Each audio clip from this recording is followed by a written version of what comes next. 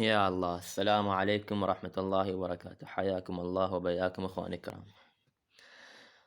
طبعا الفضيحة الكبرى اللي هي باعتراف الإمام الصنعاني أنه عائشة زانية، أو نقول إثبات زنا السلقلقية عائشة عليه لعن الله.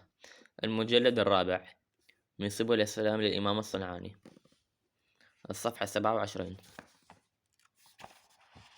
فضيحة أم المؤمنين عائشة، ولا نقول مو أم المؤمنين، هي أم الغير شي، بس حتى ما يزعلوا من عندنا أخوانا وأنفسنا شو نسوي.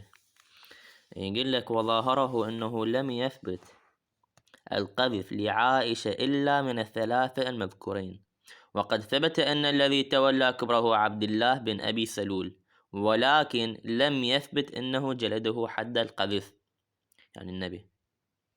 قول الماوردي أنه صلى الله عليه وسلم لم يجلد أحدا من القذف لعائشة، يعني قذفوا بعائشة، قذفوا بها، يعني قالوا عنها زانية، قذفوها، فقالوا عائشة منكوحة وكذا من هاي الأمور.